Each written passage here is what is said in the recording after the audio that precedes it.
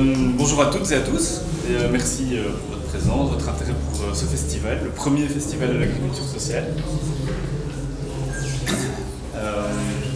Voilà, c'est une première pour nous tous et pour nous toutes aussi, donc ravi de voir qu'il y a déjà du monde, du soleil et des invités qui répondent à l'appel, c'est sûr. Je vais quand même attendre Manon avant de démarrer réellement.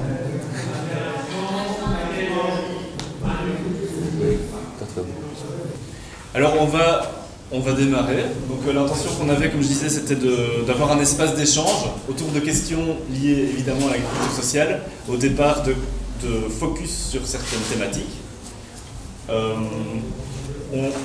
On est tous les deux, Manon et moi, impliqués sur des projets différents, dans des régions différentes. Donc moi je travaille pour l'ASBL Nos Oignons, on est actif à Bruxelles et en périphérie de Bruxelles, en Brabant Wallon, à travers des ateliers collectifs qu'on organise, qui sont ouverts au public, à des publics assez larges, mais au départ est toujours fort en lien avec le secteur de la santé mentale et de la psychiatrie.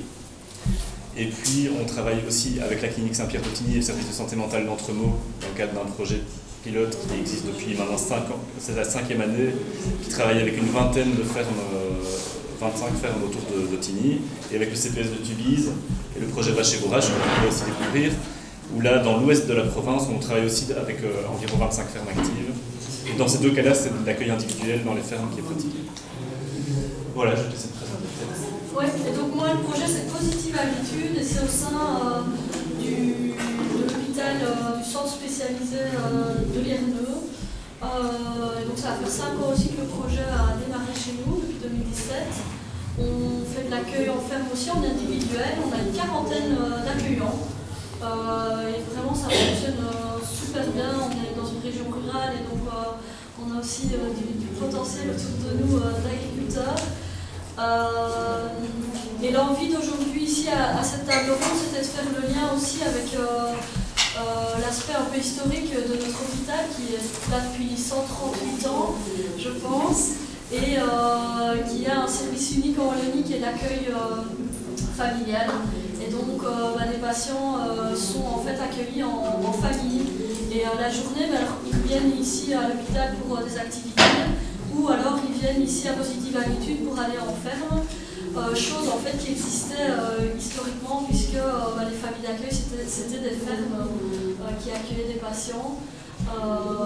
Et donc c'était chouette aussi de faire le lien aujourd'hui, de parler du travail, mais aussi de parler de l'accueil familial et de ses valeurs. Voilà, et par rapport à mon projet, je ne sais pas s'il faut expliquer plus, mais n'hésitez pas après s'il y a des questions. C'est l'idée aussi vraiment d'échanger sur le sujet de toute façon. Oui. Et donc je voulais peut-être présenter oui, donc, le formateur, ou tu vas dire. Vas-y. Dans l'ordre, on va donner la parole au Dr Gillin, donc, qui est directeur médical du service de psychiatrie à Autigny, à la clinique Saint-Pierre, sur la question du travail et, enfin, je vous laisserai le titre. Et ensuite... Donc moi, je vous présente le Dr Jawad, qui est le directeur médical du CHSA de l'Ierneux, et psychiatre aussi à l'accueil familial pendant un petit temps, et puis il connaît bien le service et il va nous faire une petite présentation sur l'accueil familial. Alors, on va vous laisser le temps de présentation. On va faire en sorte qu'il y ait du temps d'échange aussi avec l'ensemble de vous tous sur les questions qui sont soulevées, sur les choses qui sont informées. Ça peut être de l'échange en direct, hein, je pense qu'on peut être quelque chose d'assez informel. Ou alors vous notez vos questions dans un coin de tête et puis on partira là-dessus après. Voilà, donc je donne la parole. Merci, bonjour à tous, à chacun. Je vais me mettre debout parce que comme ça je peux bouger, sinon assis, j'ai l'impression d'être trop statique. Donc effectivement, je suis meilleur, moi je le sais bien, quand je suis dans la question-réponse, et effectivement ma présence aujourd'hui ici, elle est possible grâce à M. Hugo, à Samuel, qui avec son ASBL Nos Oignons et moi-même collaborons depuis un bout de temps, et on se challenge régulièrement autour de cette question du travail, et c'est un petit peu là-dessus que j'ai construit ma présentation. Alors vous allez voir, c'est plutôt une série de flashs d'un point de vue de psychiatre, autour de la question du travail, d'un point de vue de médecin aussi, du point de vue d'un homme qui aime le travail. Récemment, on était dans un endroit, mon épouse et moi, et on devait se présenter mutuellement. Et Vlatipak, ma femme, prend une planche pour me présenter. Je ne suis pas celui qui fait la planche, vous me verriez au milieu d'une piscine, ça coule. Mais elle disait, voilà, une planche, c'est un morceau de bois, et un morceau de bois, ça se travaille. Et mon mari, s'il y a une chose qui le caractérise, c'est le travail. Alors, très content de pouvoir aujourd'hui être invité à causer avec vous de cette question du travail. Et voilà le plan de ma présentation. Le titre, c'est « Malade de travailler et malade de ne pas travailler ». On a aujourd'hui beaucoup de sujets de discussion par rapport au travail qui peut rendre malade. J'en dirai un petit mot. Mais le travail est aussi ce qui nous insère dans la société, ce qui nous définit comme membres de la société. Le travail est dangereux et on verra combien une grosse partie de la réglementation et de la régulation du travail, ça a été de sécuriser cet endroit extrêmement dangereux. Travail est bon aussi, et puis 2-3 conclusions. Mais vous allez voir, je vais faire un peu des flashs, si vous voulez bien mettre la suivante. Alors, c'est vrai que très fort, cette notion sociétale de qui es-tu, qui travailles-tu. Très souvent, on demande, pour demander qui on est, c'est qui travailles-tu, d'où viens-tu. Et on voit bien que c'est une sorte d'évidence, et pourtant c'est une évidence qui n'est pas vraie pour tous. Je vais vous montrer quelques chiffres, et puis qui n'est vrai que pendant une certaine période de la vie, qui tourne de 25 à 65 ans, et en même temps qui est porteuse, porteuse plus ou moins de sens, porteuse plus ou moins de vie. Mais donc c'est un déterminant majeur de notre monde. Qui es-tu? Qui travailles-tu? Où travailles-tu? Oui. Et donc, par ce travail, il y a cette possibilité d'insertion sociale aussi, et on va y revenir un petit peu après, d'insertion sociale et de liberté, avec cette possibilité d'avoir, pourquoi est-ce qu'on travaille, alors est-ce qu'on travaille pour le plaisir, est-ce qu'on travaille pour l'œuvre qu'on réalise, est-ce qu'on travaille pour le salaire qu'on a à la fin du mois, est-ce qu'on travaille pour les gens qu'on rencontre, est-ce qu'on travaille parce qu'il faut travailler, est-ce qu'on travaille pour ne pas s'ennuyer. Ce que je dis régulièrement à certains de mes patients, c'est qu'aussi le travail, c'est la liberté du salaire à la fin du mois avec lequel on peut décider de ce qu'on va faire de l'argent qu'on a. Ou la liberté, est-ce qu'elle va s'exprimer dans le travail ou est-ce qu'elle s'exprime, alors pas à la fin du mois, mais grâce au travail, en dehors du travail. Et oui. Qu'est-ce qu'on voit dans notre mode d'organisation sociale? Et il y a un ou l'autre point aussi sur lesquels j'insisterai plus comme médecin. Mais le taux d'emploi dans notre pays est de 70,6%, donc ça date de 2021. Notre gouvernement actuel a l'objectif de monter à 80% de taux d'emploi dans la population active. Le taux de chômage est de 6,5%, donc 42% de longue durée, c'est-à-dire 1 an et plus. On ne compte pas là-dedans les prépensionnés qui émargent au chômage, mais qui ne sont pas repris dans ces statistiques-là, mais qui sont inscrits, donc ils sont prépensionnés, mais ils sont en fait dans la période entre le début de la prépension et la date effective de pension, parmi les chômeurs. Ce qui est frappant. Oui. Le taux d'emploi 70%, le taux de chômage 6,5% et ils sont là. 14%. Il y a des malades, des handicapés, il y a une série de personnes qui sont des rentiers, qui sont des conjoints aidants sans être véritablement au travail, qui ont décidé de ne pas travailler. Donc on a toute une série de personnes qui peuvent, dans la différence, se retrouver adultes sans être dans aucune des catégories reprises. Et c'est vrai que 450 000 personnes en arrêt de travail depuis 1 an et plus. C'est énorme. Donc on a plus, en fait, de malades longue durée que de chômeurs, et on a 470 000 personnes en 2019, c'est pas les statistiques 21, Donc on a un peu plus de 800 et quelques mille personnes qui sont sur le marché du travail et sans travailler pour des raisons de maladie. Comme médecin, nous avons participé à ça, et d'emblée, je le dis, je sais que je suis peut-être provocant, mais je veux l'être. Je suis particulièrement fâché quand j'entends l'expression « je vais me mettre en maladie ».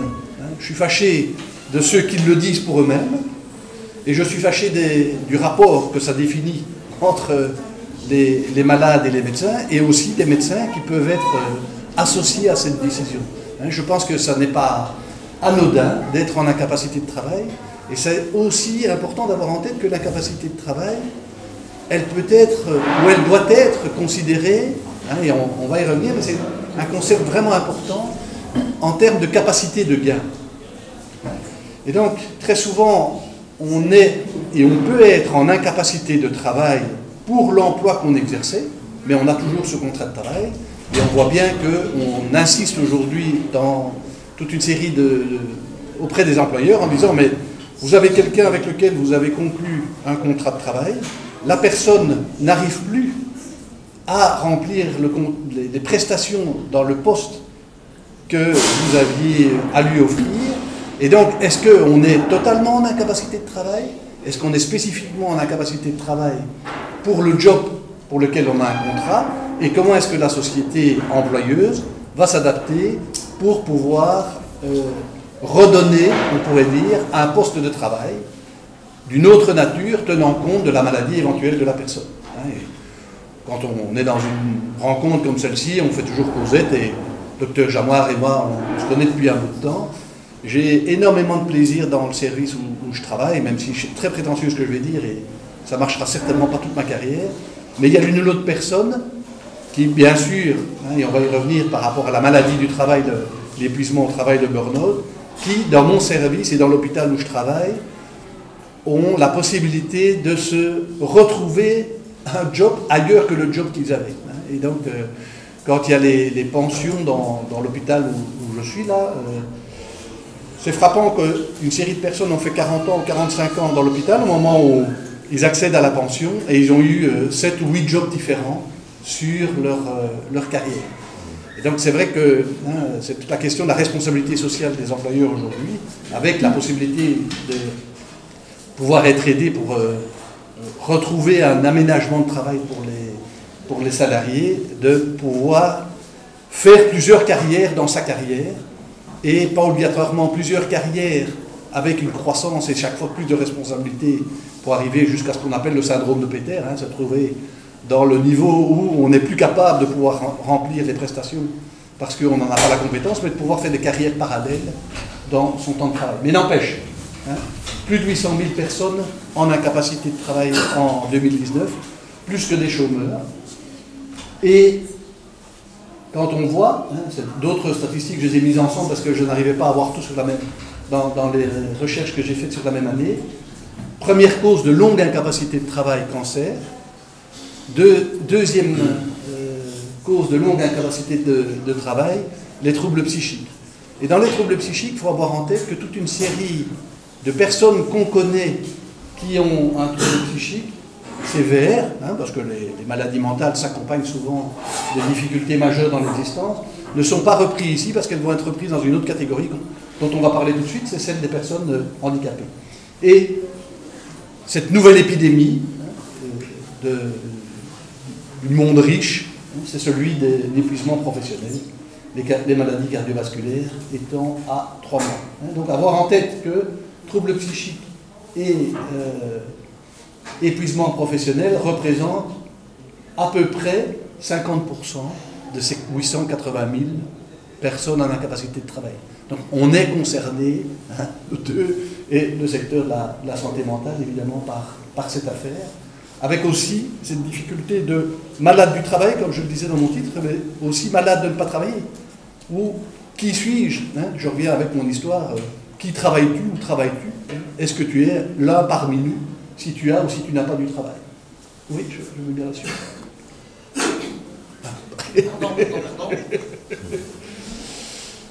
Tout travail mérite salaire. Et je dis ça parce que c'est un des soucis autour de l'activité de type travail. J'ai exercé pendant un paquet d'années, j'ai eu la chance de bouger un peu à gauche à droite dans ma formation, ça m'a permis aussi de me former. Et j'ai été, entre autres, à l'hôpital du Beau-Vallon, qui est donc un hôpital psychiatrique de la province de Namur.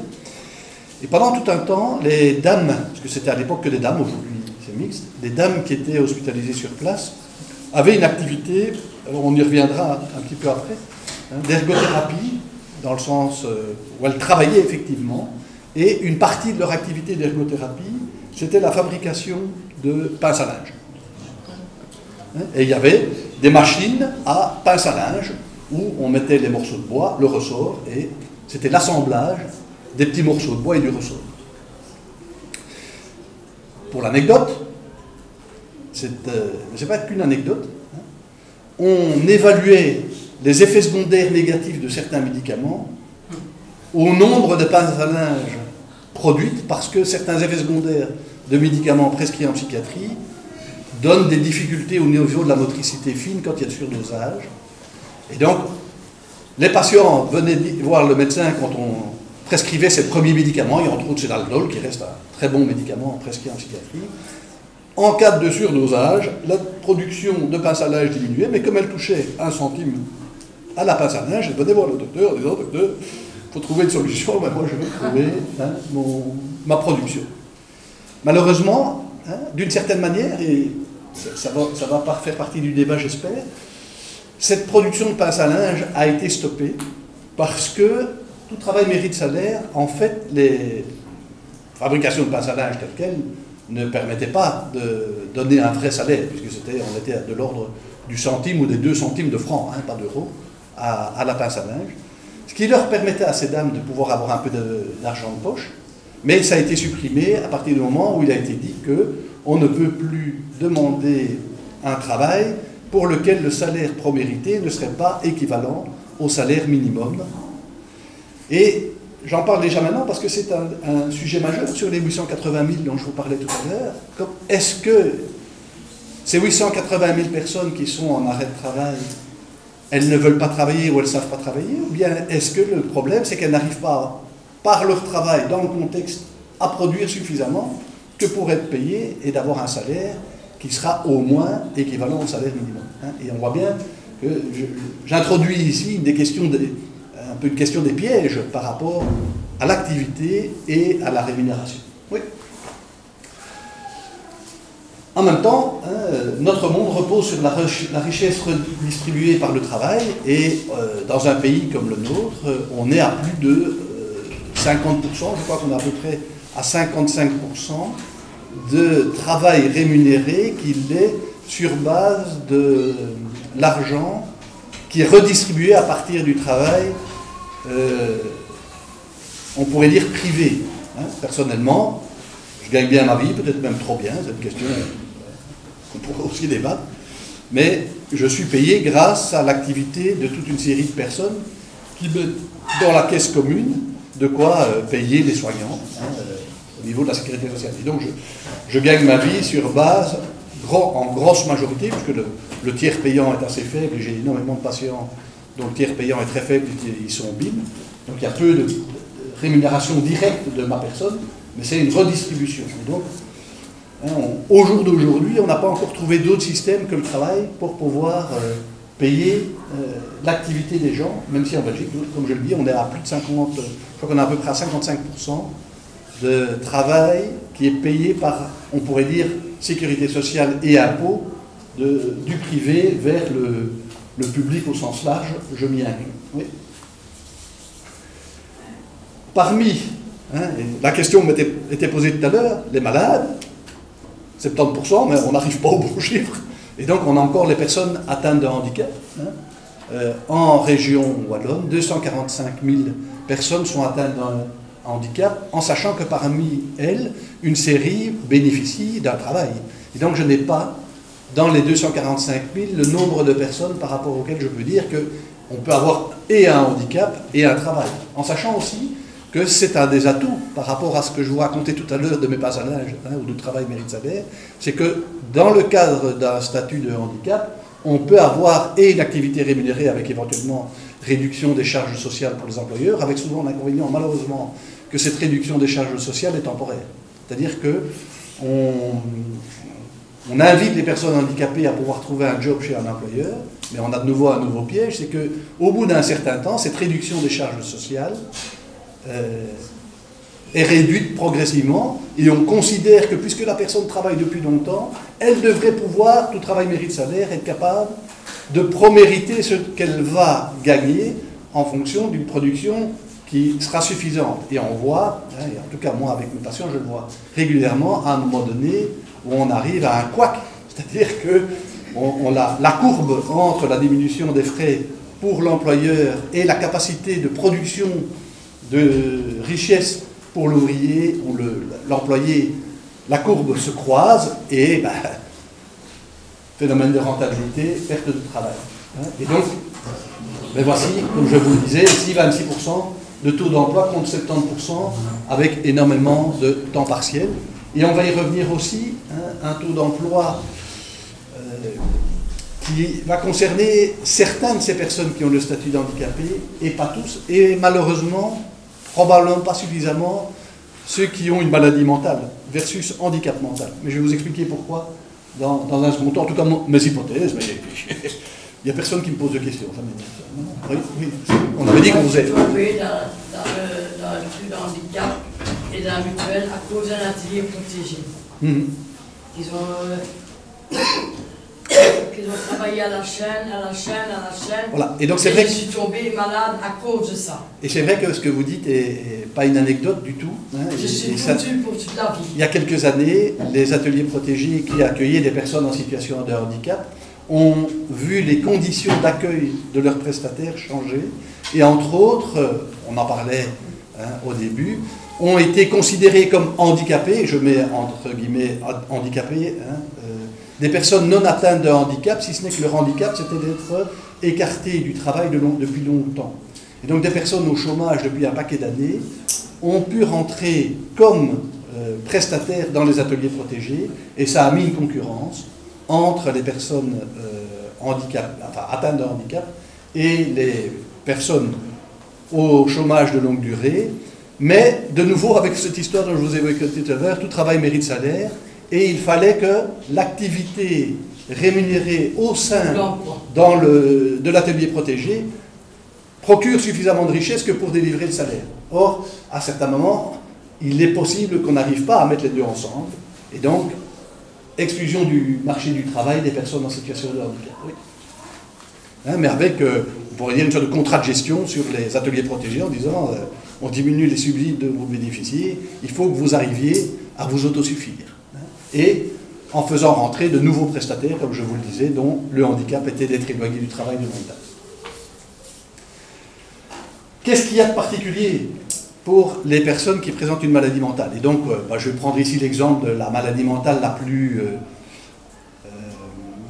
qui nous occupe le plus comme psychiatre. Il y en a toute une série, il y a de maladies mentales. La psychiatrie, c'est pas trop compliqué. 4 maladies, 4 médicaments, troubles anxieux, troubles de l'humeur, troubles psychotiques, assuétude, anxiolytiques, thymorégulateurs, antidépresseurs, et voilà, vous connaissez la psychiatrie. Toujours est-il que parmi eux, des patients qui ont la schizophrénie, 1% quand même, 0,8 à 1% de la population adulte, ont une maladie qui commence à bas bruit, souvent invisible à l'adolescence, qui prend beaucoup de place début de l'âge adulte. Et on a, et on revient un peu à la question que vous posiez tout à l'heure, des personnes qui se retrouvent aux études, qui ne terminent pas leurs études parce que la maladie est apparue, qui se retrouvent alors sur le marché du travail, ils sont au chômage, ils ne trouvent pas de boulot, et puis on leur dit, mais vous ne pouvez pas être en incapacité de travail, puisque pour être en incapacité de travail, il faut considérer que vous êtes travailleur, et pour être travailleur, il faut avoir travaillé. Et donc on se retrouve parfois avec des jeunes de 22, 23, 24 ans, qui ne sont plus aux études, qui ont été au chômage, qui en sont exclus, qu'on n'accepte pas sur la mutuelle, et parfois on considère que leur handicap n'est pas suffisant que pour avoir des indemnités de notre cher ami la Vierge Noire, parce qu'ils n'ont pas assez de points de handicap, puisqu'ils font leurs courses tout seuls, ils font à manger tout seuls, ils se déplacent tout seuls, et ils ont des copains. Et on a les points de handicap qui sont calculés comme ça. Combien de temps encore hein, des fois, combien de temps encore? Non, c'est bien, installez-vous, hein, il y a encore des places ici. Oui, installez-vous.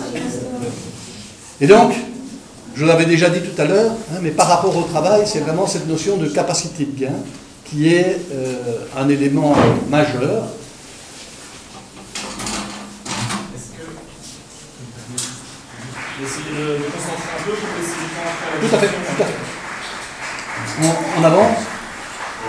Le travail est dangereux et un des gros atouts des dizaines des dernières années dans le milieu du travail, c'est d'avoir protégé les travailleurs. Et donc c'est toute la protection au travail avec la médecine du travail, c'est la protection à l'ambiance au travail des travailleurs avec la présence de protection au travail. On se rend bien compte que le travail est dangereux. Ici, on est dans le milieu rural, c'est connu, hein, les catastrophes qu'il y a dans les fermes, parce qu'on est dans une activité tout le temps un peu différente, et où on n'a pas obligatoirement cette culture de la sécurité, entre autres aussi parce que la sécurité, ça prend du temps, et que si on est tout juste au niveau revenu, on a parfois tendance à courir au lieu de marcher, et à ne pas mettre les chaussures de sécurité. Oui.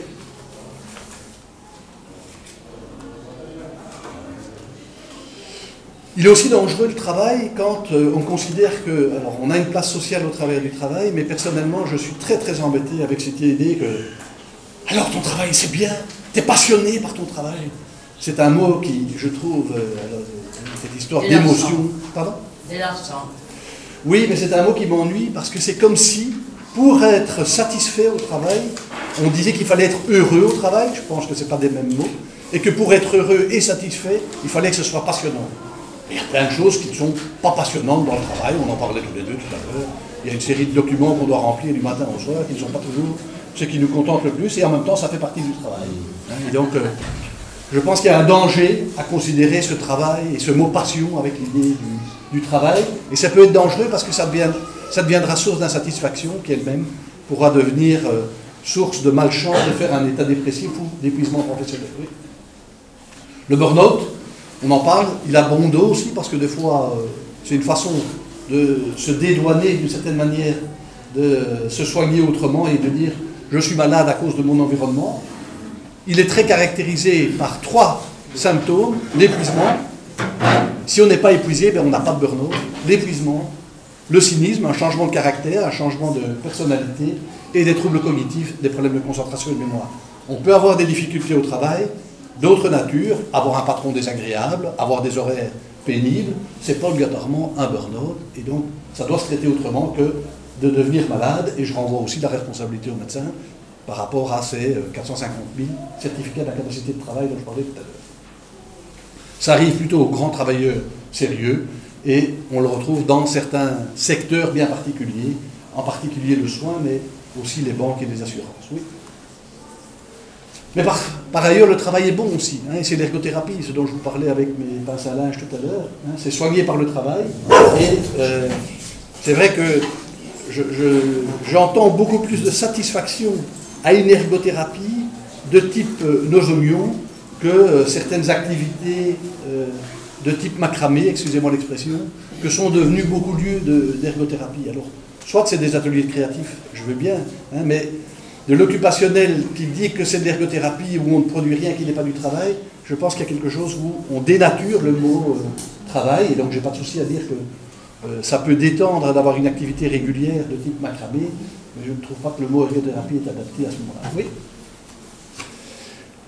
Une difficulté importante, c'est la différence entre le bénévolat et le volontariat. Donc le bénévolat, c'est une activité non rémunérée et gratuite qui de toute façon ne le serait jamais, du style club de pétanque, et la Belgique est un des pays où il y a le plus de présidents, de secrétaires et de membres d'un SBL.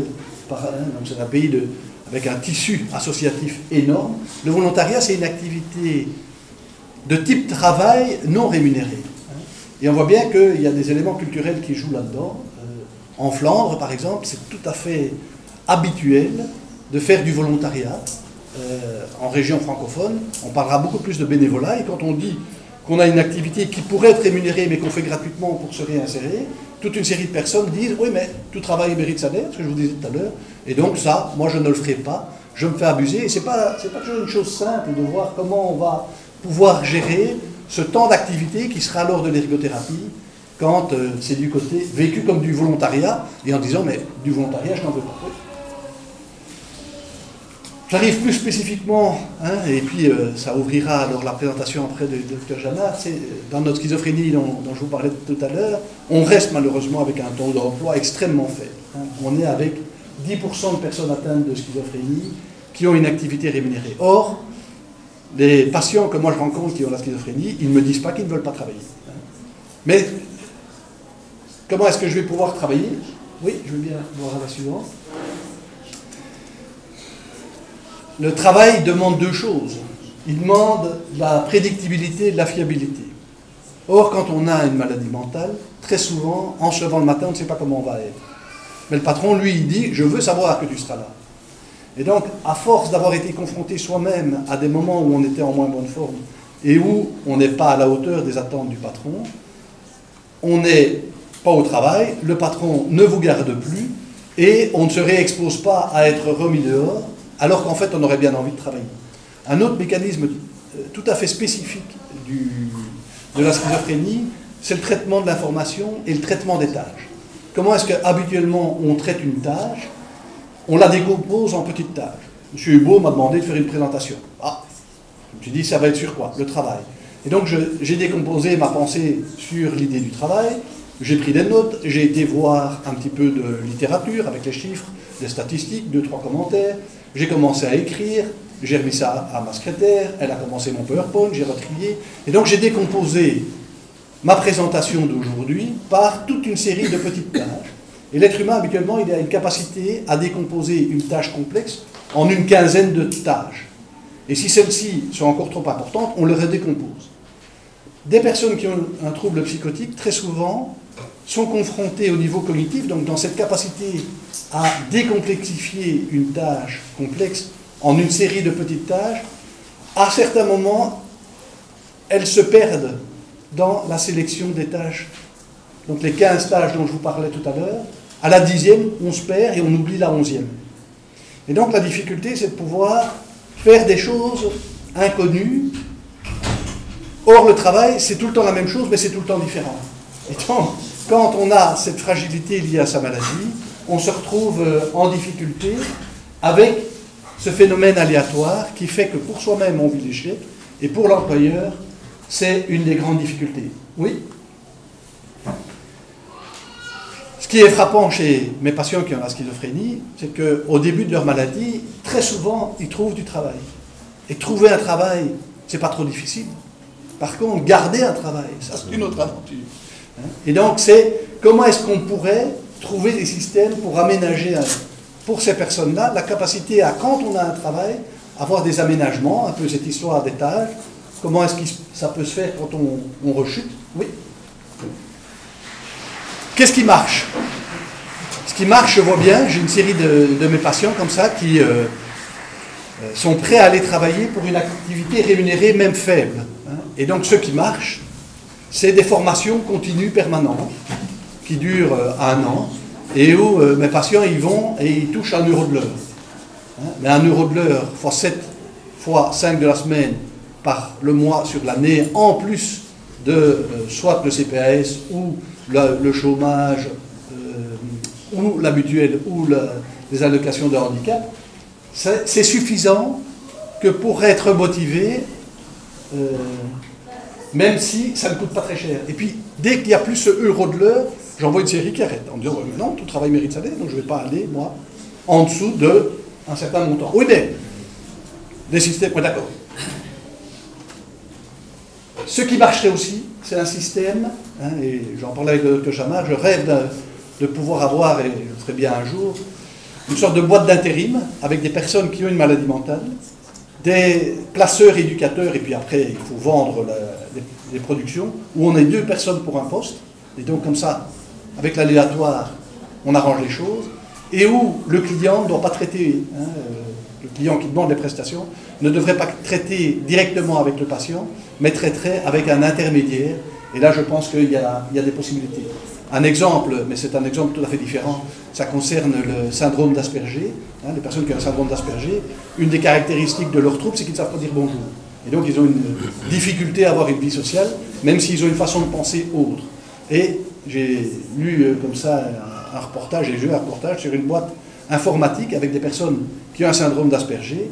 Et c'est un intermédiaire, le père d'un des jeunes d'ailleurs, qui vend les prestations informatiques à des heures où c'est des personnes qui ont le syndrome d'Asperger qui décident quand ils travaillent, qui ont une autre façon de penser, et donc ils trouvent des solutions dans des logiciels informatiques qui bug, parce que justement ils ont une autre façon de penser. Donc je pense qu'il y aurait des possibilités de job de cette manière-là, sous forme d'intérim, avec en même temps aussi au niveau social, il faudrait une souplesse, un petit peu comme on l'a pour les artistes, je pense.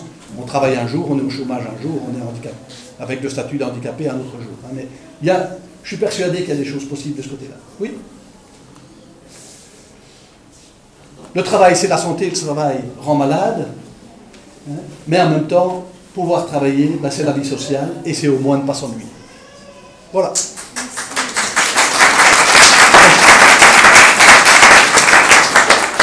On va avoir un exemple, peut-être pas d'intérim, mais de mode de mise en activité des personnes avec schizophrénie, j'imagine. On discute maintenant, on discute après. Comment est-ce que... S'il y a des réactions directes dans la salle, on peut les prendre. Hein. Moi, est-ce qu'il y a des réactions Je suis d'accord avec toi à 95%. Allez, ouf. Mais ce qui me dérange, c'est que je pense que le travail, ça va très bien, mais volontariat, bénévolat, mais il y a aussi les services qu'on rend, c'est-à-dire toute la dimension relationnelle qui vient permettre de sortir d'un sentiment d'inutilité. C'est souvent du côté d'un service, c'est-à-dire que l'autre, pour lequel on fait quelque chose, que ce soit aller faire les courses de la voisine, c'est un service et une relation va au passage pouvoir se nouer.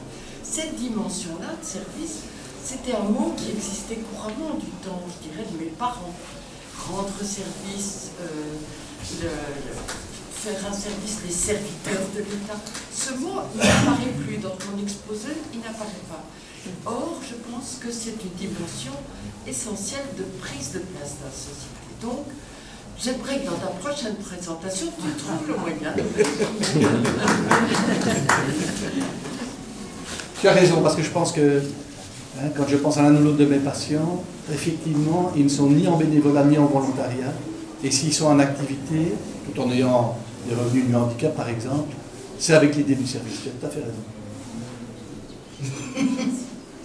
Est-ce qu'il y a d'autres réactions directes à cet exposé? Moi, j'ai juste un petit truc à dire à propos du macramé dont vous parlez tantôt. Oui. Par rapport à ça, moi je fais partie d'Alteo dans le groupe partenaire de la mutuelle où en fait on fait des activités comme ça.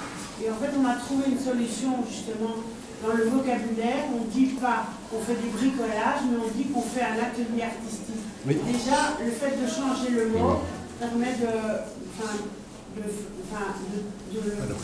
ne pas mépriser le fait qu'on travaille pour du bricolage.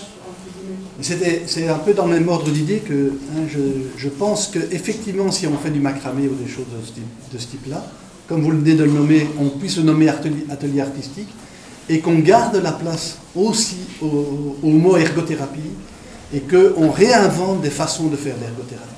Alors ça peut être via des services, par exemple, qui peuvent être du travail, qui peuvent être intégrés dedans.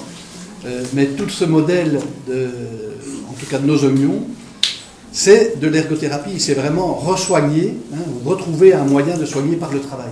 Et donc je pense que si on dit qu'on fait de l'ergothérapie, on ne doit pas dire que l'activité est du travail. Il y a de l'activité qui pour moi n'est pas du travail, qui peut être, comme vous le nommez, de l'atelier créatif, et que les soignants que nous sommes, qui se revendiquent de faire de l'ergothérapie, ils ont une responsabilité derrière les mots qu'ils emploient, et donc dans la manière dont ils vont déployer les soins qu'ils vont délivrer, et c'est exigeant.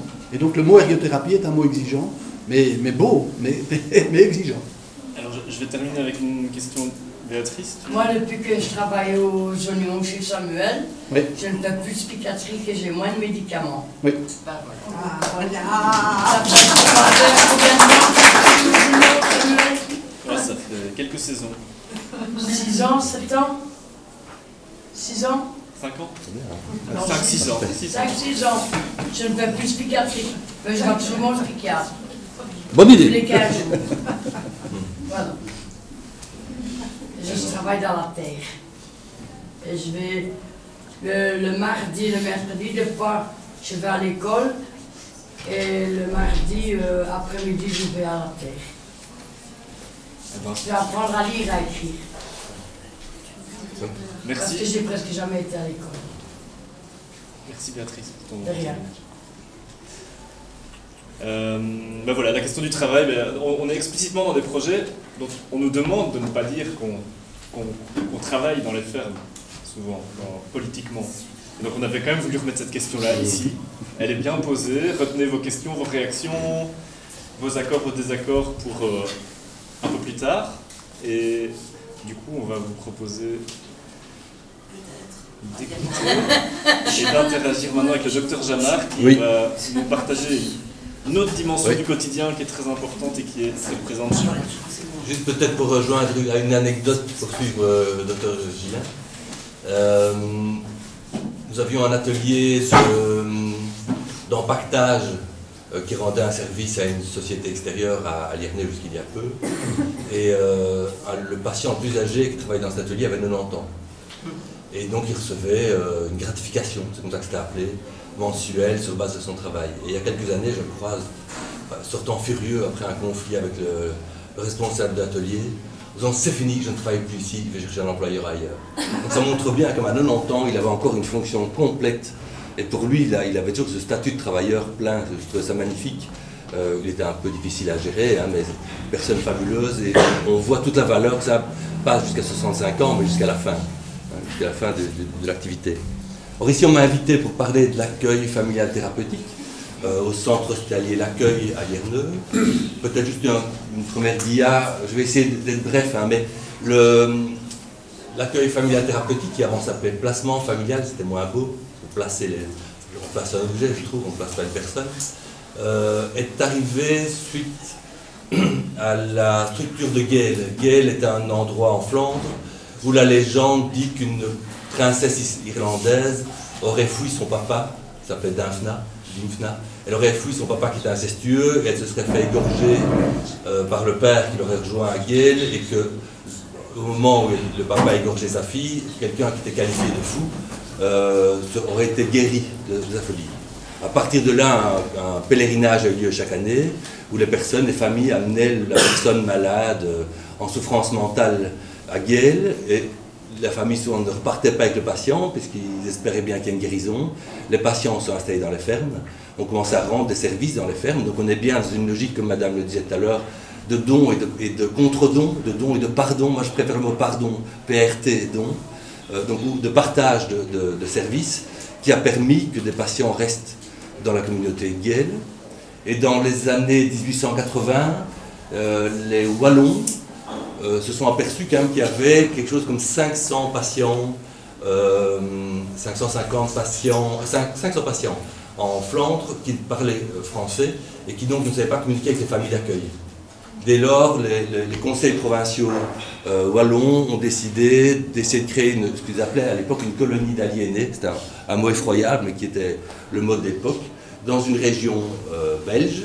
Ils ont choisi une région éloignée de la ville, parce que comme toujours, quand les personnes posent un peu problème, on les met le plus loin possible. Une île, un isolat, c'est encore mieux. Et alors, ils ont choisi une région très pauvre, parce que Lierneux, à l'époque, était une région essentiellement marécageuse, où l'agriculture était très difficile, les sols sont pauvres, les moyens d'accès compliqués. Et donc, ils se sont dit que probablement que dans cette région-là, le partage de services serait le plus efficace. Donc, ils ont désigné Lierneux. Et je pense que c'était très, très adéquat, puisqu'on voit qu'en 1914, il y avait 550 patients qui travaillaient dans les familles d'accueil, pour une communauté de 3000 habitants à Lierneux. Hein, donc, ça veut dire un rapport de 1 sur 6, quasiment, un patient pour 6 personnes dans la commune. C'est Lierneux, les alentours. C'est un service qui est unique en Wallonie, donc ça reste unique.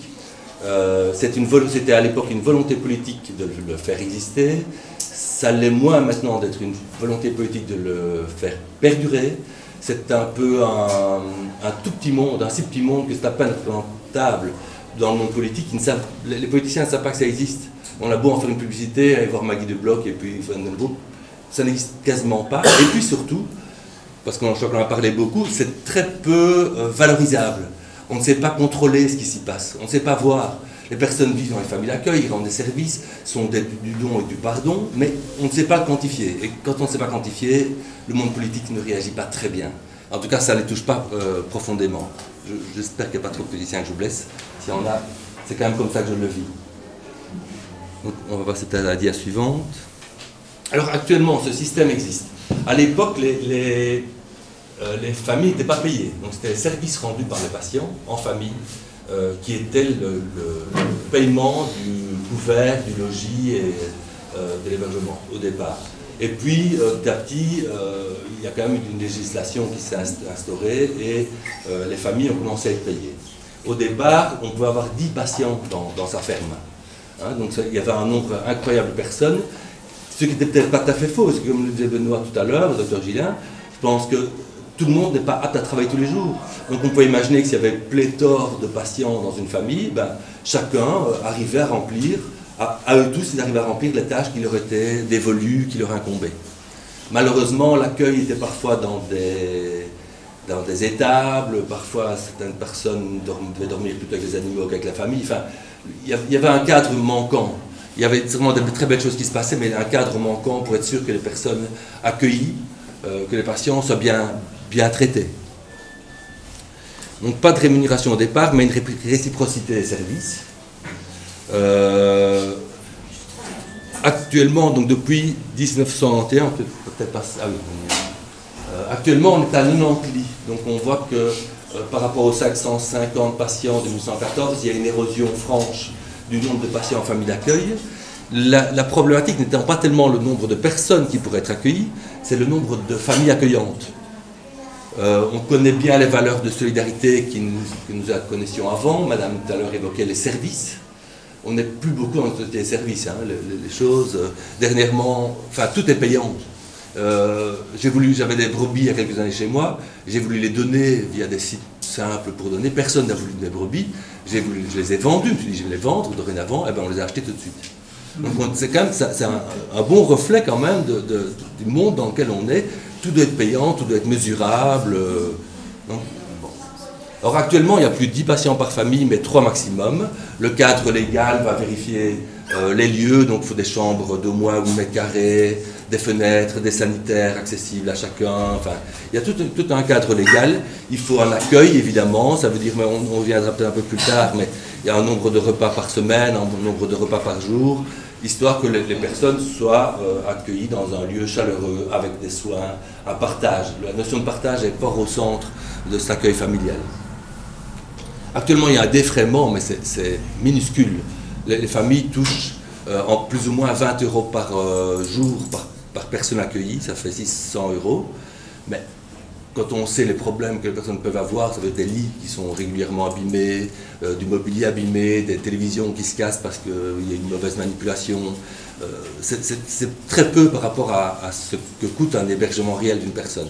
Donc la notion de don et de pardon reste, ça veut dire que c'est vraiment le partage qui fait le tissu de base de l'accueil, ce n'est pas l'argent, même s'il est important, mais c'est plutôt le partage entre familles, entre accueillis et accueillants qui fait le tissu de cet outil qui est toujours là. Quand je suis arrivé, donc ça s'appelait placement familial, la loi belge s'appelle toujours la loi sur le placement familial, c'est une loi de 1991, je trouve que le nom est effroyable, et donc nous avons suivi une logique française qui est l'accueil familial thérapeutique. Il faut aussi savoir qu'au départ, les patients qui arrivaient en accueil familial thérapeutique, souvent, ils faisaient leur vie. Ils entraient dans une famille et ils suivaient le parcours de la famille. Quand la famille qui accueillait décédait, les aînés décédaient, souvent les enfants reprenaient la tâche. Donc il y avait comme ça un côté coutumier. Les familles recevaient. Il y a encore nombre de personnes qui travaillent à l'IRNE ont leurs propres parents qui ont accueilli des patients et ont l'habitude eux-mêmes d'en recevoir. Et il y a un côté un peu traditionnel, donc il y a une transmission familiale de l'accueil de patients, mais avec une érosion franche, hein, puisqu'il y a plus de 45 familles d'accueil. Et c'est très compliqué d'en recueillir des nouvelles.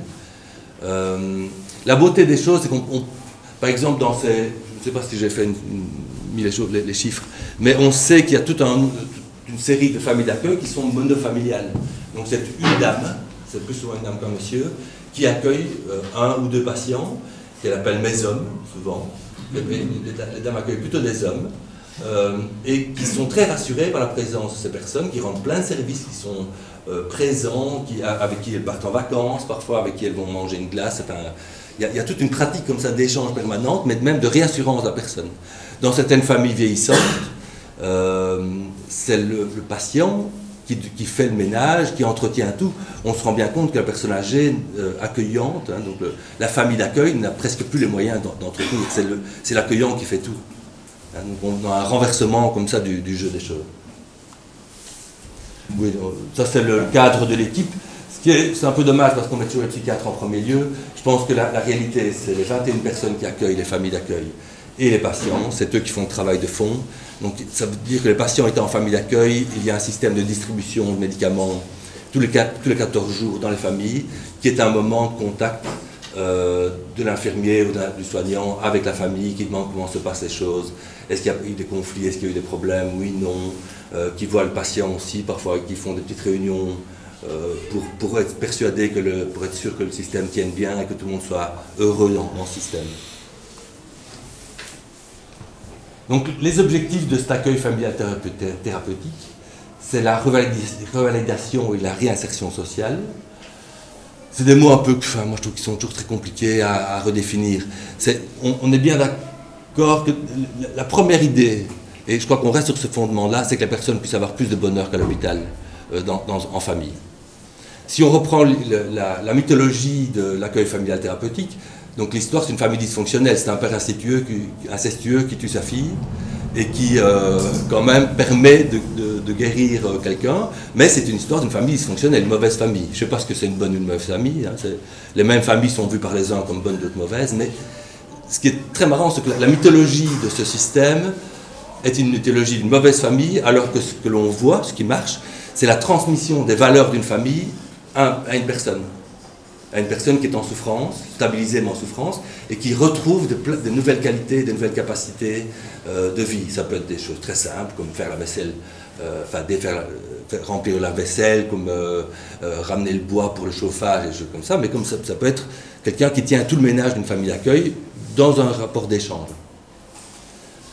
On a développé ces 10 dernières années un espace de transition entre l'hôpital et une reprise de vie autonome. Donc le souhait était que des personnes puissent rester très longtemps dans une famille d'accueil et y être bien et stable avec toute une série d'activités propres à la famille d'accueil, mais aussi une possibilité de retour à un moment à une vie normale.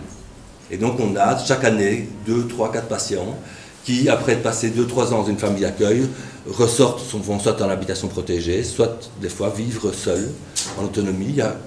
Quentin n'est pas là. Donc Quentin revit dans un appartement supervisé, enfin, il est ici sur le petit, il est là derrière, il aide. Il fait du pain, je vois sa veste. Donc il y a quelqu'un qui est passé pendant 2-3 ans dans une famille d'accueil, qui maintenant revit en dehors, en autonomie. C'est évidemment une alternative à l'institutionnalisation. L'institution psychiatrique, c'est horrible. Hein. Enfin, c'est des règles tout le temps, c'est de l'infantilisation, c'est une vie intime presque inexistante. Et donc, je pense qu'en famille, les personnes ont une chambre à eux, toujours. Hein. Ce n'est pas des chambres pour plusieurs personnes, c'est une chambre à eux. C'est une possibilité de passer des soirées seules. C'est une possibilité le week-end d'aller dans le village, de promener et de rencontrer d'autres personnes. C'est d'avoir des liens sociaux extra-hospitaliers. Donc, on est bien dans de l'alternative. La qualité de vie, ça semble évident, mais on va en reparler un peu plus loin. Apporter un milieu stabilisant et évidemment un magnifique outil pour augmenter l'estime de soi et la valorisation du savoir-faire. Les patients que je recevais le matin, quand ils revenaient de leur famille d'accueil, parce que toute une série de patients reviennent en semaine à l'hôpital pour faire des activités, évoquaient tout ce qu'ils avaient fait comme tâche et disant voilà ce que je sais faire. Alors qu'à l'hôpital, on ne peut pas montrer ça. Donc les familles d'accueil, elles ont beaucoup de rôles, j'ai simplifié ici. Donc elles accompagnent le patient dans le quotidien et soutien en fonction de ses besoins. Donc là, on est vraiment dans... Même s'ils ne sont pas professionnels, il y a des tâches qui leur incombent et qui sont nécessaires et qu'on analyse en permanence. Il y a un cadre de vie sécurisant. Il faut l'accompagner dans le respect et la dignité, quel qu'il soit. Hein. Enfin, je pense que toutes les personnes accueillies, évidemment, ont plein de désirs différents avec lesquels il faut composer. Il faut que les familles composent avec ça. Si quelqu'un a envie de changer de sexe, ben, il faut bien l'accompagner sinon son changement de sexe. Si la personne ne supporte pas certains aspects de la vie de famille, il va falloir qu'il en parle et que la famille compose avec ça. Il y a le respect de la vie privée et de l'intimité. C'est bien à l'hôpital psychiatrique, on le respecte peu. Et il y a l'accueil chaleureux et motivant, qui me semble être une des bases fondamentales de cet accueil familial. Alors, je vais faire peut-être le lien maintenant, puisque le fondement de l'accueil familial thérapeutique, ça a été de travailler en ferme. Et il y a 5-6 ans maintenant 5 ans, l'institution a pêché l'opportunité de travailler avec le FEADER et la VIC pour avoir un projet donc, qui s'appelle la cellule positive agritude, qui est un jeu de mots qui me plaît toujours bien, et qui envisage et le fait maintenant de sélectionner des fermes et tout alentour de la communauté de Lierneux et que les personnes puissent y travailler. J'y vois un travail, en tout cas une véritable activité, mais qui a beaucoup plus de sens que simplement le fait d'aller faire une tâche chez les infirmiers, on en parlera un peu plus loin. Et donc, cette cellule rejoint des personnes qui évidemment sont à l'hôpital dans l'accueil familial thérapeutique, mais aussi à l'hôpital de jour, donc l'hôpital où les personnes viennent la journée et retournent chez eux le soir, aussi des personnes qui sont issues de l'équipe mobile, donc on a une équipe qui travaille sur 80 km plus sur 40, donc ça fait un grand espace géographique, et les personnes qui sont là peuvent aussi aller travailler dans des fermes, peuvent s'activer dans des fermes. Tu auras peut-être un mot plus juste que moi. Manon. C'est juste. Il y avait encore la MSP, peut-être la maison de soins psychiatriques. Donc toutes ces personnes peuvent avoir accès aux fermes et aux activités agricoles pour retrouver ce dont on parlera tout à l'heure, mais vraiment beaucoup plus de plaisir, du respect, de la dignité, de l'échange.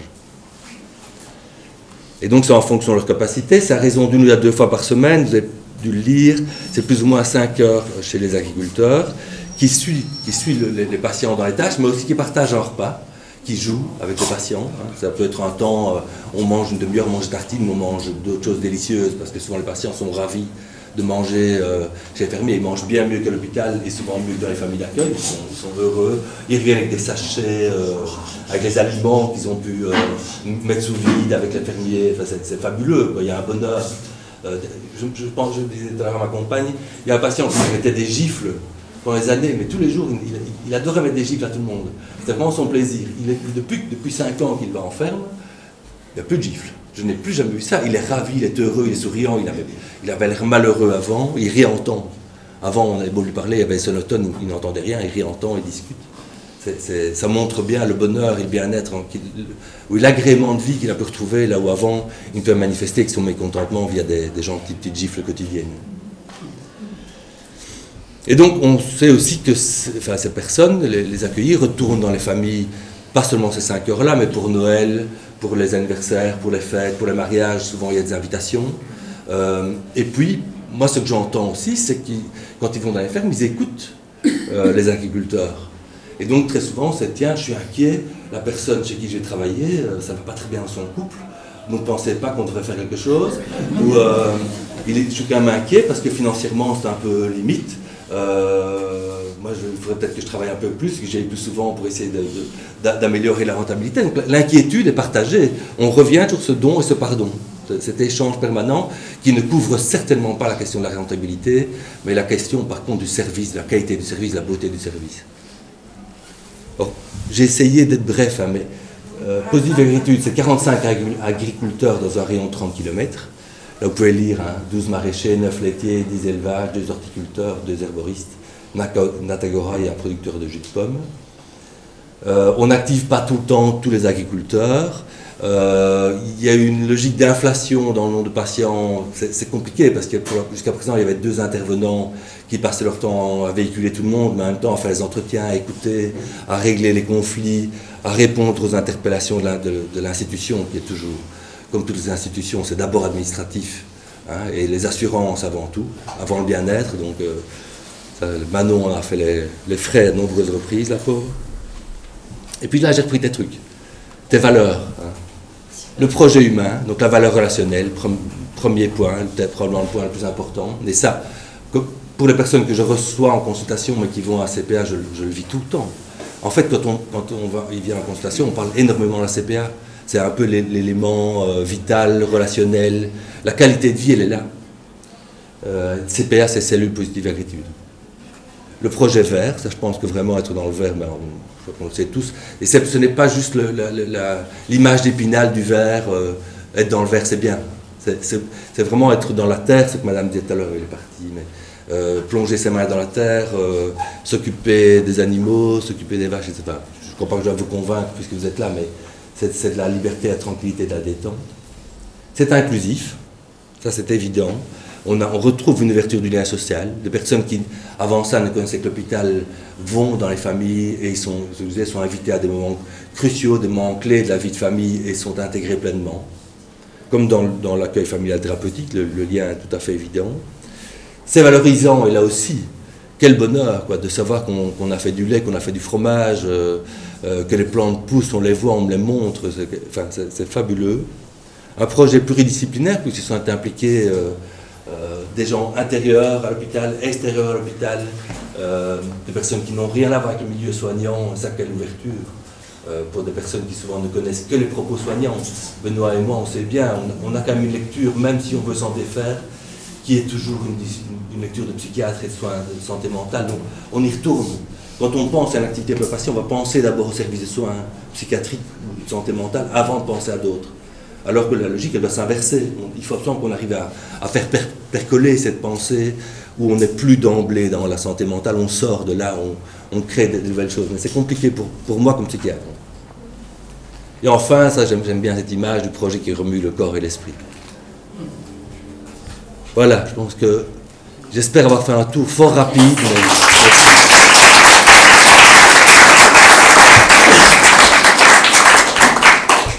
Alors, je propose de prendre les réactions qui arrivent sur ce qu'on vient d'entendre.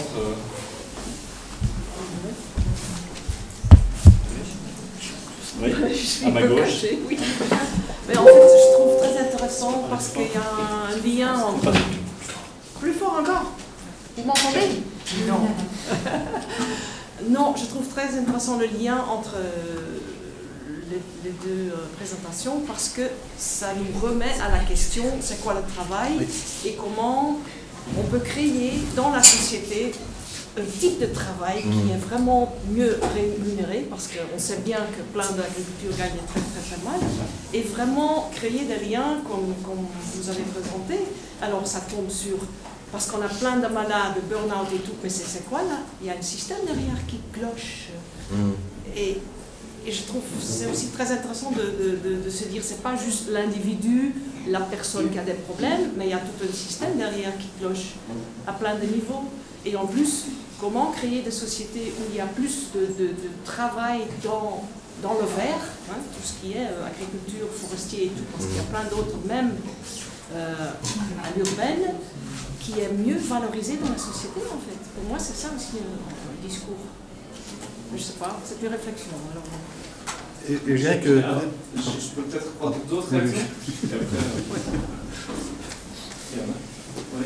Oui, moi j'appelle que vous dites même avec le verre, la forêt, etc. Et tout ça, vous avez parlé tous les deux, ça fait référence au sens finalement, au sens qu'on donne. On se faisait la réflexion que c'est vrai que peut-être à l'hôpital, on cherche à faire cesser le problème, mais pas à donner du sens forcément, et que des projets comme ça permettent de le faire. Par contre, je suis un peu surprise quand on dit qu'il y a, je ne sais plus combien le chiffre, mais des lits agréés à Lierneux. Ça me fait bizarre de parler en termes de lits, quoi. Donc, vous avez tout à fait raison. Et alors, vous voulez peut-être qu'on continue à... enfin, en tout cas par rapport à la notion de lit, je me permets? Oui. Ouais. Donc c'est l'hôpital qui est responsable de ça, donc et donc il faut bien passer, parce qu'on est dans la notion des normes et des chiffres, et pas de la valeur. Et même pour l'hôpital psychiatrique, on peut mettre de place et pas de lit. Oh, c'est des lits techniques, et des lits agréés, et des... Ça veut dire qu'on met les gens couchés, quoi. Vous avez tout à fait raison. Mais c'est pour ça que tout à l'heure j'ai fait une petite incise. Est-ce que vous connaissez quoi que l'accueil familial thérapeutique n'est pas contrôlable? Ça veut dire que ce qui se passe là n'est pas quantifiable. L'amélioration, la qualité de vie des personnes n'est pas quantifiable. Et à partir du moment où ce n'est pas quantifiable, ça n'a pas beaucoup de valeur. Ça a une très belle valeur, affective, sentimentale, humaine, mais la valeur marchande, parce qu'on est quand même là-dedans, bah, c'est effroyable, mais je suis un peu là-dedans, à penser comme ça. Mais... C'est quantifiable. S'il te plaît ? Les non-réhospitalisations, c'est une quantification par la négative, mais c'est un des critères tout à fait intéressants. Ne pas être réhospitalisé, c'est déjà quelque chose. Mais comme les personnes sont hospitalisées... Pardon ? Comme les personnes sont hospitalisées, puisque c'est dépendant d'hôpital, oui, on ne réhospitalise. Oui, je sais bien, mais c'est... Non, mais la question n'est pas là, puisque le problème, c'est que ça n'intéresse personne. Ce qui, pour moi, est un projet pilote, qui, depuis 1884, est un magnifique projet pilote, et qui doit le rester. Ça a peut-être été un peu entendu mardi, parce qu'on a fait un colloque là autour, j'espère, mais c'est un si petit monde, vous voyez, un isolat dans le truc, que ça n'intéresse presque pas. Alors que ça devrait au contraire se développer. À Paris, donc même dans les grandes villes, ça existe. Hein. Ce système peut exister un peu partout. Ce n'est pas que du verre, ce n'est pas que ici qu'on va en parler. C'est dans les villes majeures, à Lyon, ça existe. À Grenoble, ça existe. Mais ça dépend alors d'une volonté forte qui n'est pas encore là. Tu as employé un mot avec lequel, c'est parce que malheureusement je pense qu'il est énormément employé autour de la psychiatrie, c'est le mot désinstitutionnalisation. Et je trouve que c'est une catastrophe de parler de désinstitutionnalisation. On doit parler de déshospitalisation. Mais quand on est en difficulté, en fragilité, on a besoin de l'aide des autres. Alors, on peut revenir avec le service. Ici, vous instituez d'une certaine manière des conditions de gratuité par l'organisation. Donc, on pourrait dire que la gratuité vient en plus, mais moi, personnellement, je pense quand même que l'institution est nécessaire. Maintenant, elle doit prendre d'autres formes. Et donc, quelles sont les institutions qu'on peut créer dans la fragilité et avec la fragilité, où l'intime est préservé, où le libre arbitre est défendu, mais où en même temps, on ne dit pas que la liberté et le libre arbitre, c'est tout seul et tu te débrouilles avec tes fragilités. Parce que quand même, la psychiatrie, son effet majeur, c'est deux choses. 10% de patients avec schizophrénie qui ont du travail au lieu de 70%. Et je vous disais, la plupart ont trouvé du travail, mais presque aucun ne l'a gardé. Donc il y a eu exclusion, et la moitié des personnes qui sont dites sans domicile fixe présentent une maladie mentale. Et puis aujourd'hui, on a, le patron de la prison de Mons le disait encore récemment, 40% des personnes à la prison ont des problèmes de santé mentale, et 25% des problèmes de santé mentale graves. Et donc, moi, je suis pour des institutions, mais des institutions dans lesquelles le libre arbitre et la liberté sont présentes et où il y aura de la souplesse. Et donc, on a confondu des hospitalisations et avec l'idée du lit. Et donc, c'est vrai qu'avec un lit, on peut avoir beaucoup de place en institution. Parce qu'un lit est à 400 € la journée, fois 30, là, ça fait un certain budget. Est-ce qu'avec ce budget-là, on n'aurait pas la possibilité de faire plus de place ? Mais en même temps, c'est comme ça qu'on quantifie. Et il faut quantifier parce que c'est de l'argent public, et l'argent public, on doit rendre des comptes, et c'est des choix. Et donc moi, je n'ai pas de difficulté avec l'idée qu'on doit quantifier. C'est des responsabilités. Mais la manière dont on redistribue et on crée de l'institution dans laquelle la liberté, l'intime et le libre arbitre ont leur place. D'accord avec toi. Et donc ici, on est dans un exemple d'organisation institutionnelle qui, parce qu'il existe, permet le gratuit. Et on dit, grâce au gratuit, ça a du sens. Mais sans l'institution, il n'y aurait pas eu de gratuit. Ok, parce que tout à l'heure, j'ai un peu coupé la question. Oui, mais c'est pas grave, c'est spontané. mais quand même, oui, j'aimerais bien, parce qu'on parle beaucoup dans le soin, c'est end of pipe, hein. Et tout ce qui est travaillé dans le verre, c'est aussi de la prévention. Alors je trouve aussi un intérêt de réfléchir là-dessus aussi.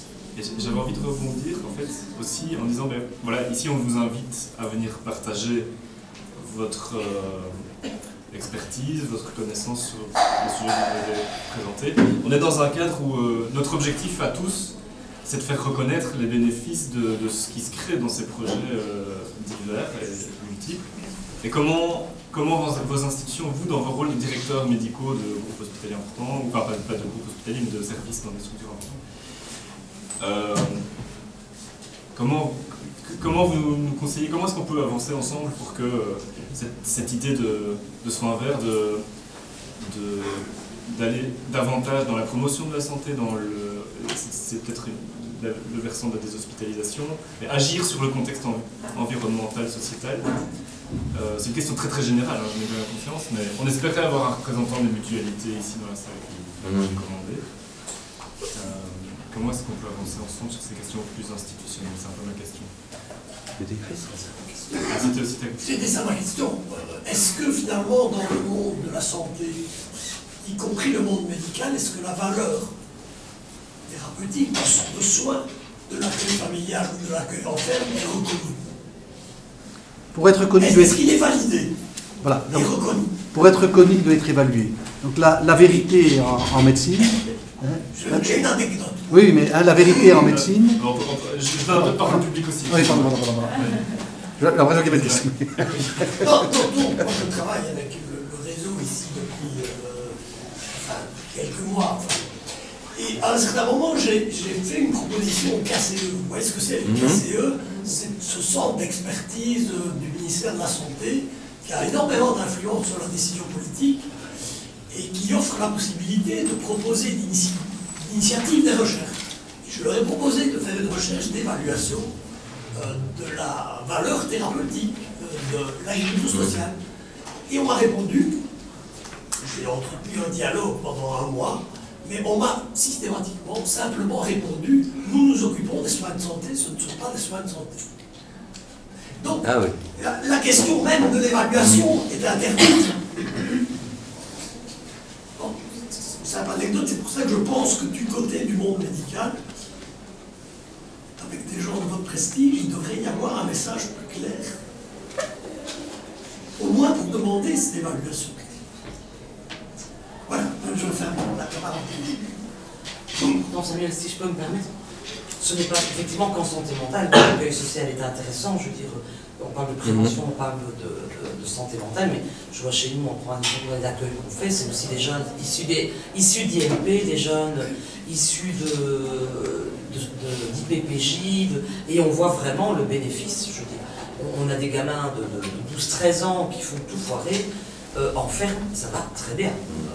Il ne faut pas du tout foirer le truc. Alors, à l'école, ça ne va pas, dans l'institution, ça ne va pas, mais là, ils sont à l'heure, ils font ce qu'on leur demande, et ça fonctionne, et je trouve que ça fonctionne pour travailler avec différents publics, que ce soit des CPS, que ce soit des jeunes, du décrochage scolaire, de la santé mentale, etc. Ça fonctionne vraiment avec toute forme de public, je pense. Sur ce côté soins verts. Et peut-être, si je rajoute dans ce sens-là, vos patients, enfin en tout cas dans notre fonctionnement, quand ils arrivent chez nous, ce ne sont pas des patients. Et donc c'est ce dialogue entre vous êtes dans votre rôle de médecin à l'hôpital en l'occurrence, et voilà, j'ai l'impression que ça rejoint un peu. Par rapport à la question que tu posais tout à l'heure, qui était comment faire diffuser ça, Madame Daran, qui est notre directrice dans l'hôpital où je travaille, est quelqu'un qui est très sensible à ça. Donc c'est elle qui a été, tu as été franche, super attentive, quand il y a eu cette possibilité de créer la cellule positive agritude. C'est elle aussi qui, l'accueil familial thérapeutique, c'est un produit à perte, si on parle en termes de production dans l'hôpital. Donc qui fait en sorte que ça continue à exister et qui essaye de sensibiliser les personnes politiques, le monde politique, à travers les interventions. C'est pour ça que j'en parle, parce que si tu es là aujourd'hui, c'est parce que tu souhaites sensibiliser et montrer que ça a une valeur forte. Mais ce n'est, à mon avis, qu'à travers des expériences comme ça et de la diffusion, un festival comme aujourd'hui qu'on peut avancer petit à petit. Il y a certainement, sinon on va tout le temps buter sur la même question que ce que monsieur disait. C'est pas du soin, donc ça n'existe pas. Surtout dans un no man's land, à moins que toi tu vois un déclivage possible. Je pense qu'il y a des possibilités d'évaluer. Et donc, une façon d'évaluer, c'est de s'inscrire dans la durée par rapport à l'évaluation. Hein, parce que si on parle de personnes qui ont des maladies mentales sévères telles schizophrénie, le danger c'est aussi des effets d'aubaine avec quelque chose de chouette. Et puis ça marche bien pendant 6 mois, 1 an, 2 ans, et puis après plouf. Or, quand on a une maladie pareille, c'est pendant 30 ans qu'on va devoir vivre avec cette maladie. Et donc, c'est très très lent.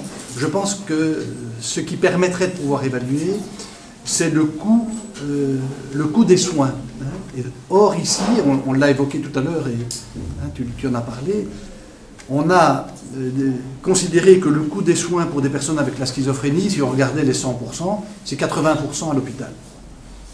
Donc, si on veut réduire les coûts des soins, supprimons des lits, puisque c'est là que ça coûte le plus. Mais si on supprime les lits, la maladie reste toujours. Hein, et donc, c'est malheureusement pas des maladies dont on guérit, c'est des maladies dont on soigne. Et donc, clairement, il y aurait des besoins de pouvoir évaluer les institutions, et je reviens, des hospitalisations, ok, mais pas des institutionnalisations. Donc, quelles sont les institutions légères qui permettent que, globalement, avec ces maladies sévères, on ait un coût de soins réduit, mais qui ne sera pas nul.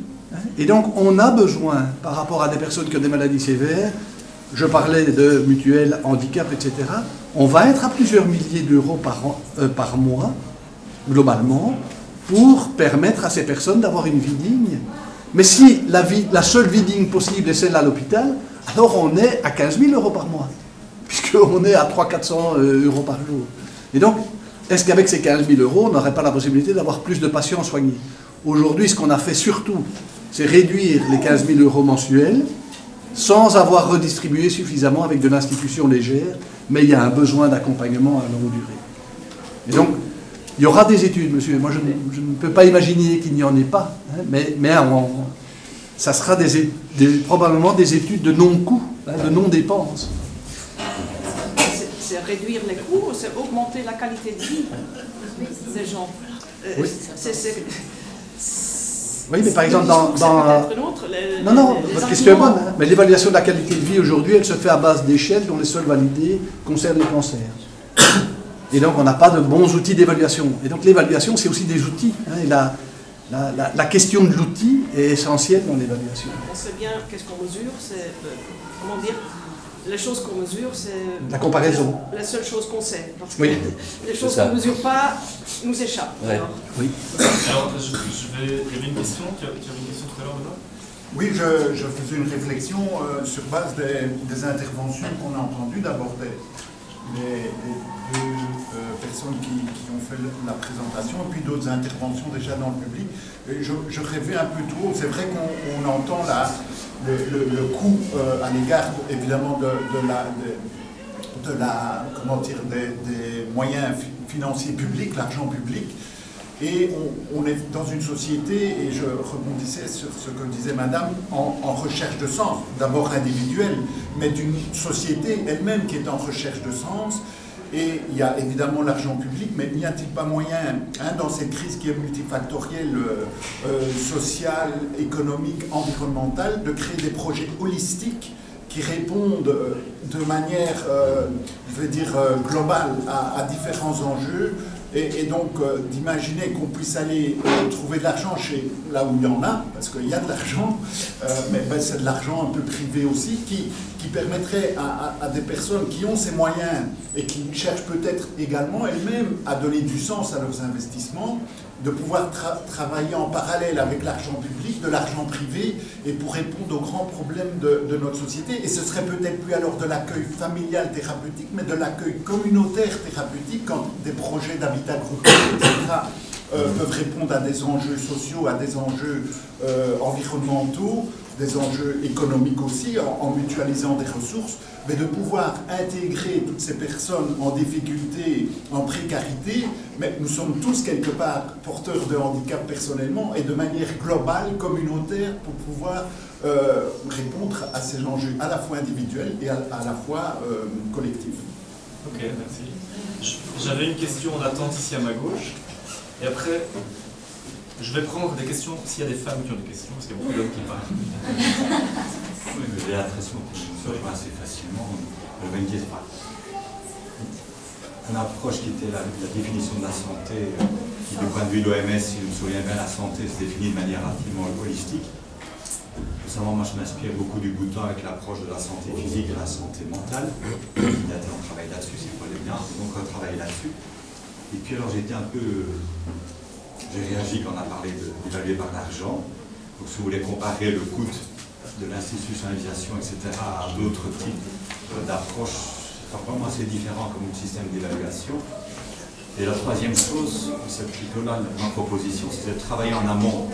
Je ne parlerai pas des cas durs ou très durs, parce que je suis totalement incompétent, loin de ça en plus, mais quand on parle de précarité dans les textes qui sont ici, LST, lutte sur le travail, la précarité, peut-être que si on anticipait un peu plus sérieusement, l'accueil enfermement d'autres structures empêcherait de tomber dans des gouffres ou des trous importants. Et donc le travail en amont, ce sera mon plaidoyer, je crois, à côté de la définition holistique de la santé.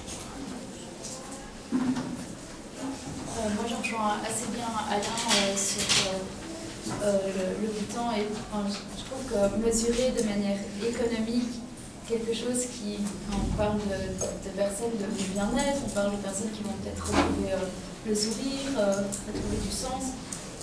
Je ne sais pas si on peut vraiment, je pense qu'il y a des indicateurs sociaux pour mesurer ça, mais devoir tout mesurer en termes d'argent, c'est très très réducteur. Alors c'est vrai que si on veut convaincre à grande échelle, souvent c'est l'argent qui va convaincre, mais je ne sais pas si c'est vraiment la bonne approche. Et alors, en termes de prévention, effectivement, je pense que les institutions manquent de diversité. Et comme vous dites, on a créé des intérims, il faut créer des intérims. Mais globalement, quand je suis une jeune travailleuse, j'ai dû prendre un 5e parce qu'il n'y avait pas beaucoup de choix. Et on manque de cette diversité, de dire en fait moi pour m'épanouir j'ai besoin d'aller un peu à la ferme et pour pas après tomber dans un burn-out, je vais mettre ça en place directement. Et donc effectivement au niveau des institutions, il faudrait faire ça plus en amont.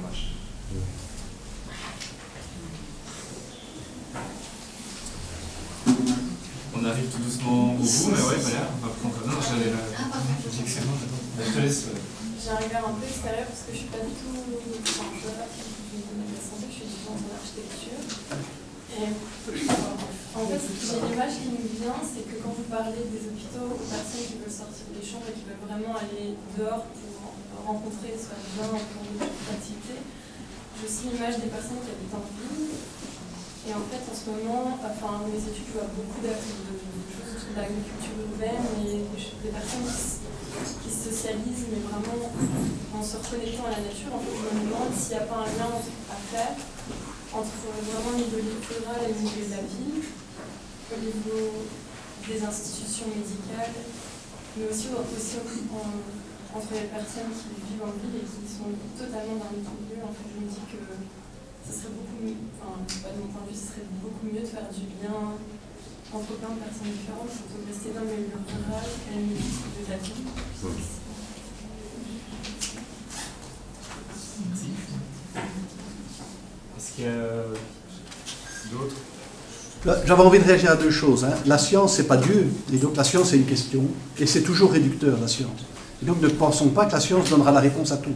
Mais à partir du moment où on fait une évaluation, on pose une question, et on voit la réponse avec la méthode qui est donnée à la question posée. Ce n'est que ça, la science. Mais, donc, fondamentalement, c'est des bonnes questions.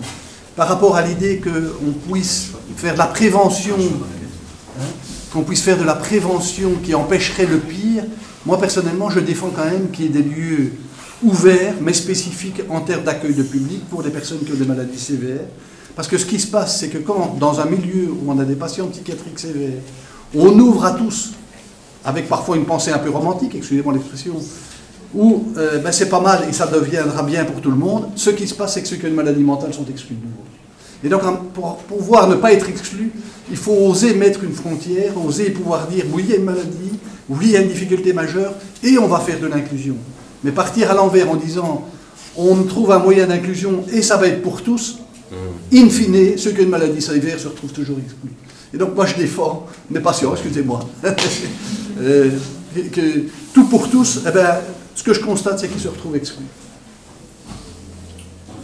Oui. Oui, alors, je suis pas belge, je suis français, et je suis vraiment intéressé par ce que vous avez apporté dans l'accueil familial thérapeutique, parce que je le connais dans mon département, je travaille dans un hôpital psychiatrique, je suis médecin de santé publique, mais voilà, je ne suis pas psychiatre, et je travaille beaucoup sur essayer de trouver des structures pour que les gens puissent vivre en dehors de l'hôpital aussi. C'est pour ça qu'on a monté un groupe d'entraide mutuelle sur Chalon-en-Champagne. Enfin, voilà. Ce que je voulais dire, c'est que par rapport à la notion d'évaluation, là où on en est actuellement, c'est qu'on sait bien évaluer des choses qui sont courtes, où on fait une intervention, on sait l'évaluer. Quand on travaille dans le temps, c'est compliqué. La modélisation d'un phénomène qui dure très longtemps, comme vous l'avez souligné, c'est quelque chose de très difficile. Et donc il faut une permanence de recueil d'informations et une permanence aussi des méthodes pour pouvoir évaluer dans le temps les choses. Et là, une des particularités de la maladie psychique, c'est aussi le nombre d'intervenants qui vient autour de ces personnes. Moi, je le vois en France, entre l'institution sanitaire, les institutions sociales, les institutions médico-sociales, il y a un monde énorme qui intervient autour des personnes ayant un handicap psychique. Et quand vous voulez faire l'évaluation de tout ça, ça devient très compliqué et très lourd. Donc c'est pour ça qu'on est encore un peu en peine pour essayer de vous demander. Et en fait, le thème sur lequel on essaie de travailler, c'est la notion de parcours, pour voir comment évaluer l'intérêt de ce qui se passe. Et on sait que c'est itératif. Alors, ce qui m'intéressait beaucoup, c'est aussi que là, vous avez une vision très positive, c'est-à-dire de la volonté de travailler, de la volonté des équipes médicales d'emmener les gens vers le travail. Et moi, je peux vous dire que dans mon établissement, ce n'est pas toujours le cas. Je vois beaucoup de soignants qui disent « Mais attendez, si vous travaillez, vous allez retomber malade. » Et donc, il vaut mieux que vous ayez votre allocation d'adulte handicapé et vous ne travaillez. Voilà. Et ça, c'est un vrai frein aussi. L'autre problème sur lequel on travaille nous aussi à travers le projet Interreg Psychocap, c'est aussi la déstigmatisation de la maladie, parce que pour aller voir les agriculteurs et pour aller voir les directeurs d'entreprise ou les chargés de ressources humaines pour essayer d'aménager des espaces de travail, eh bien, il faut aussi qu'il n'y ait pas peur de la maladie. Or, c'est vrai que quand on a l'image et la diversité de l'approche de la maladie montre qu'effectivement, il y a des maladies sévères, il y a des personnes qui sont en prison, qui sont malades, et quand vous mettez ça dans la population, c'est tout de suite une image catastrophique qui pénalise. Et tous les jours, on n'est pas très longtemps avec Jocelyn, m'avait fait le reproche, là, vous avez fait une catastrophe en France, là, il y avait 4 personnes qui ont fugué de l'hôpital, vous en avez fait des montagnes dans la presse. Ben oui, sauf qu'il faut qu'on traite aussi avec la presse qui parfois réagit sur des événements et dit à la fois les populations. Voilà. C'est toutes ces images qu'il faut qu'on arrive aussi à travailler, c'est pas si simple. Moi je trouve intéressant vraiment, et je suis tout à fait intéressé pour qu'on trouve des accords, pour travailler ensemble, pour développer cette forme de prise en charge à travers l'accueil familial thérapeutique ou à travers cette agriculture sociale que moi je découvre en venant ici. Je suis très très heureux de pouvoir participer à cette expérience. Il y a un élément qui me semble intéressant, c'est le compagnonnage.